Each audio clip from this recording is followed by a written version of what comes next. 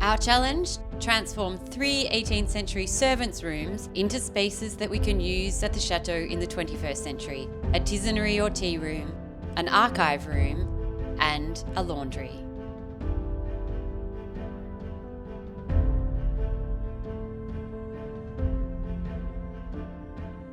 We've been sharing with you the progress of the tisanerie on the Chateau's first floor. First, the floor was lifted for plumbing and electricity. A door opening was created. We added insulation. The original 18th century Tomet tiles were laid back down. The wallpaper removed. The lead paint was removed. The window restored and the walls skim coated.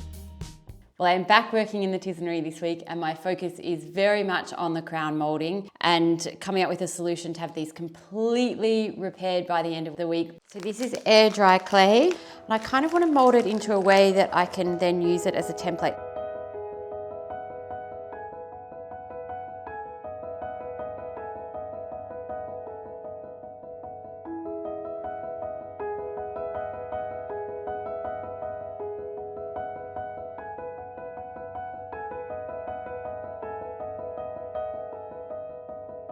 Let's leave it to dry and we'll see.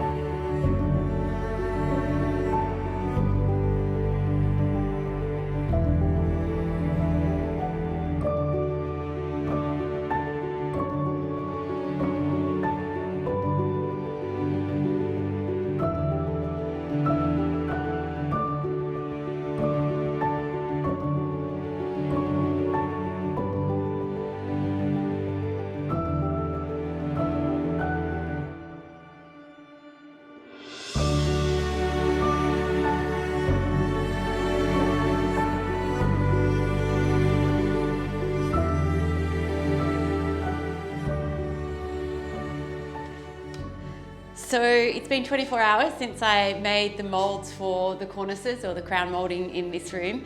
And so I want to see if they're dry and if so, if we can start working on them. So they're not completely dry. So what I'm going to do is give them another 24 hours and I'm going to focus on the ceiling. Can we get the ceiling repairs done today? That would be a victory.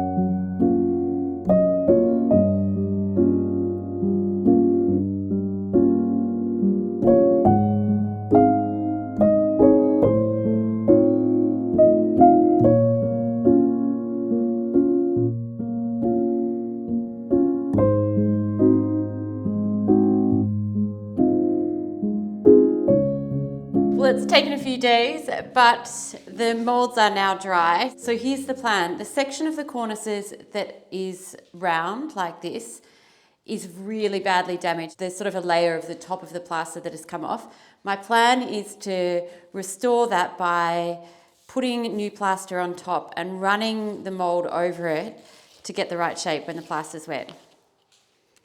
That's the theory. My second one is the bottom section of the cornice. And this was, remember, the section that I used to create the mould that had been taken down when we put the plumbing in behind the wall. So first thing is to get this back up. And then my second plan is to recreate a section where this has been completely lost using this mould. Never done it before, but let's see what happens.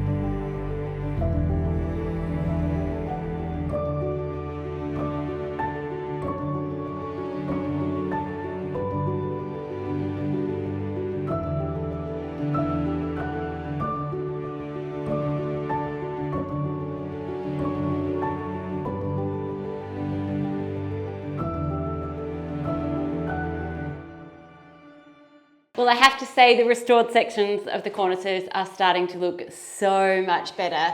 And you can see here now, this is really smooth. And actually I put the sandpaper under the mold, which really helped get that finish. And so I'm confident now to do the rest of the cornices that just need the repairs. And I reckon I can get that all done next week. And that would be amazing because then we would be able to paint the cornices and also do the final coat on everything up here, which gets us so much closer to laying the wallpaper.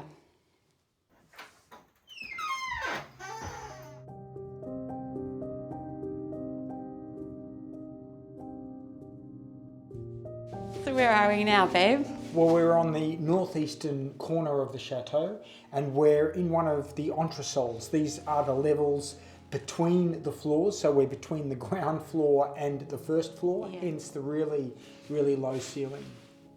And what was this room originally? Well, our architect believes this was the bedroom for the valet who looked after the marquis who constructed Pernon. Now, obviously it wasn't a servant's room when we arrived at Pernon, so what state did we find it in? So it had really become a storage room, but a storage room for discarded items. So up here we found lots of candle holders, lamps, and actually the first visit that we did to Pernon, this is where some of the archive material was. So most of the archive material was up in the attic in those large chests, but some of it had found its way in here as well. Really, it's two rooms combined together, and we're planning to turn it into a space for our archives.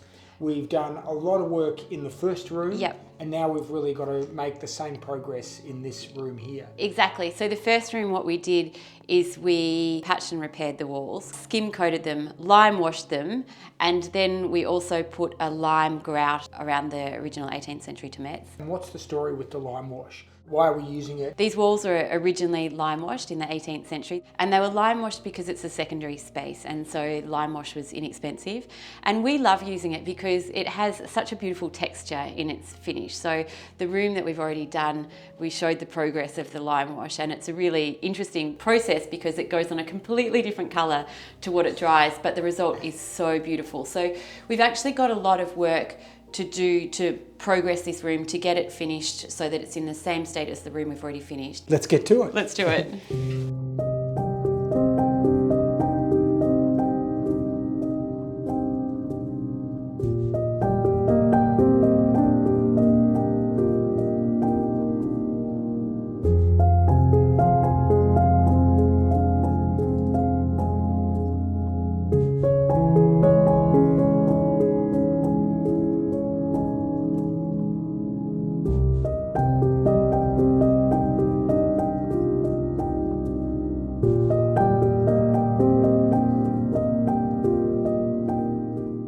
Been making great progress with these wardrobes that will hold some of the archival documents. We've got the old paper off the insides that had been glued to the interiors. We've given them a really thorough clean, and now we've noticed some evidence of borer and woodworm activity, so we'll give them a treatment to protect them against those.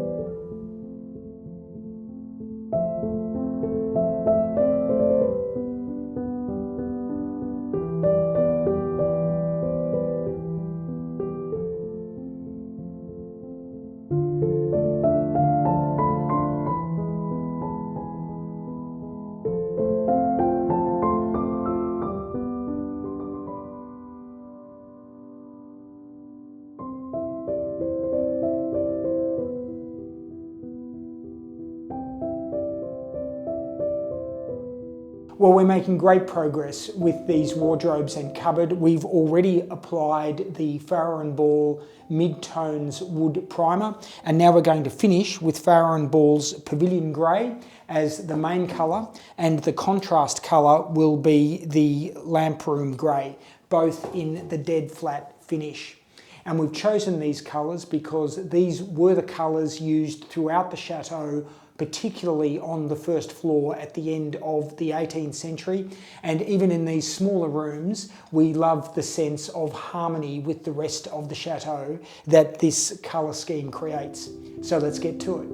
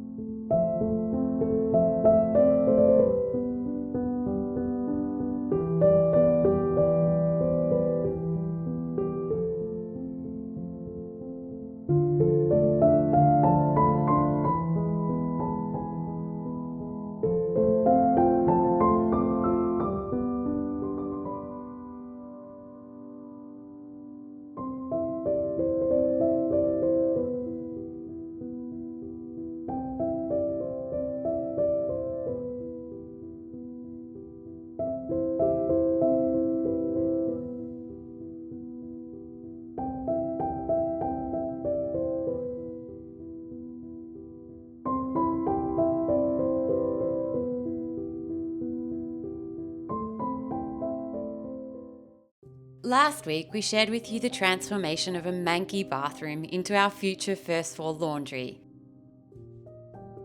First, the floor was lifted for the plumbing and electricity, and then the original 18th century Tamet tiles were laid back down. The door and drawers were sanded, treated and painted, the lime wash removed, the walls patched, repaired, and then painted. Well, this is so exciting because this room is getting so close. Today I've got 2 small touch-ups that I need to do on the plasterwork, finish the painting, then this afternoon the scaffolding can come down, and tomorrow morning the cabinet maker is coming to install the cabinets.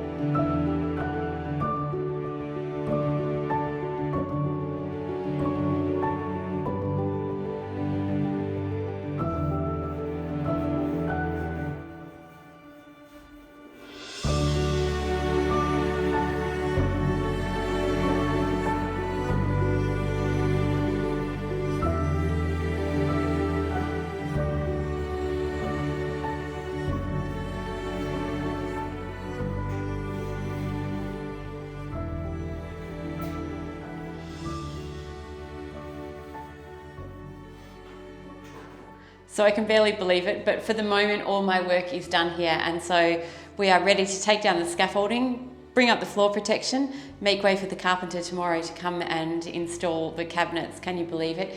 It was 4 years ago that we started working on this room. The first thing was the removal of this ginormously heavy hot water system that sat in the corner here, and then the floor came up and all the plumbing and electrical work went in, and it was sort of used as a bit of a crossroads for other rooms as well. So behind this wall is the shower, behind this wall here is one of our other en-suites. So bringing the floor up here was really essential very early on to get all the electrical work and plumbing in for this whole wing of the chateau, for the shower, the ensuite, and all the other work that has been done here on the eastern wing. But soon we are going to have a laundry, and that is a huge improvement.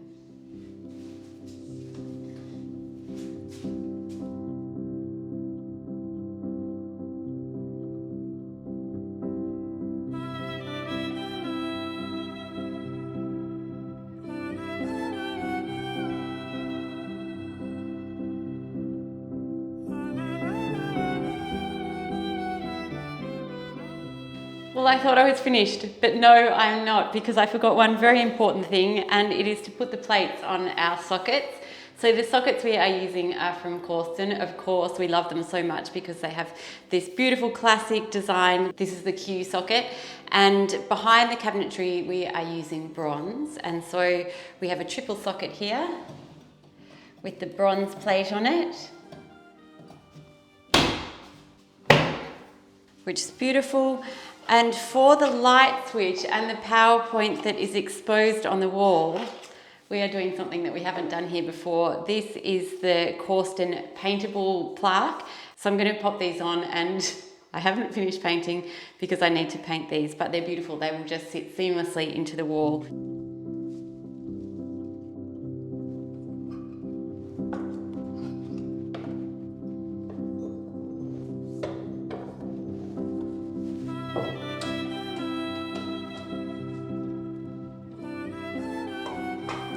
Now, don't panic, we have not forgotten this window.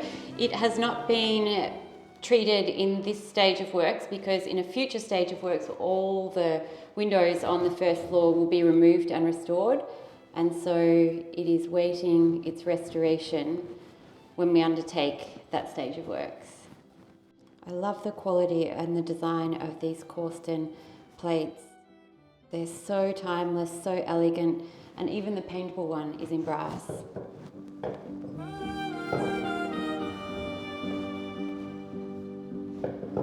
That's the undercoat done.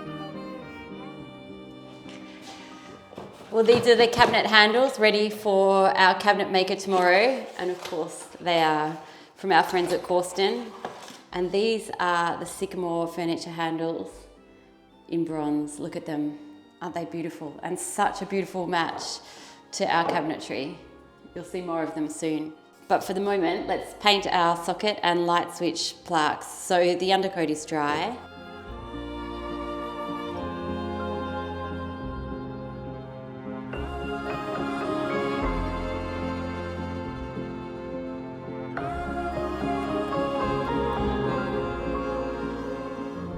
You know, people often ask us what are the main lessons that we've learnt on our journey to save Château de Pernon.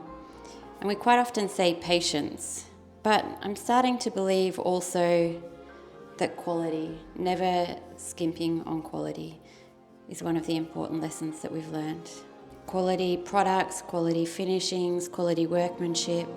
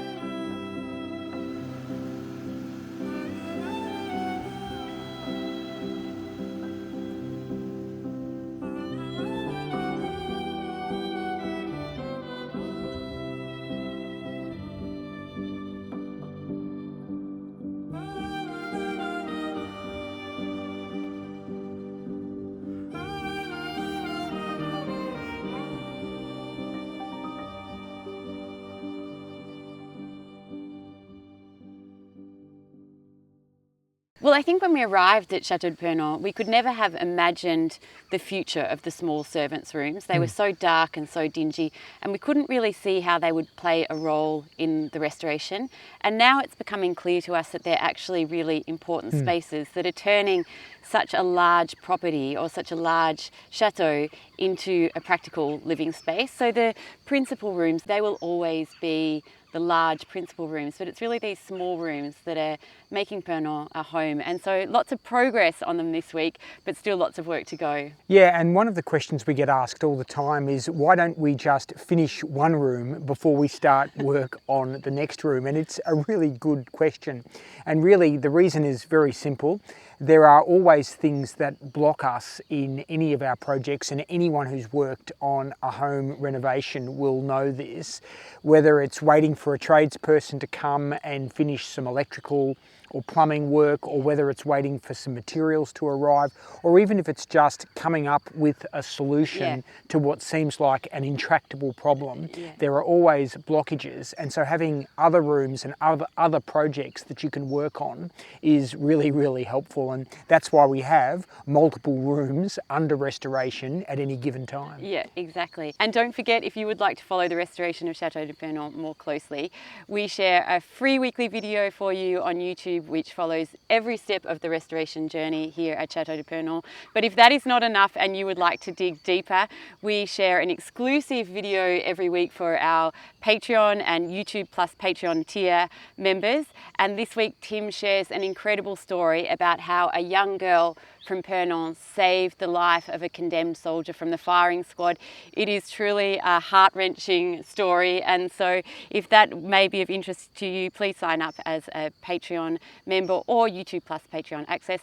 Otherwise, as always, we share frequent updates on all our social media channels, Instagram, Facebook, TikTok. Just hit the subscribe button, turn on your notifications, and we will keep you updated here. See you next week.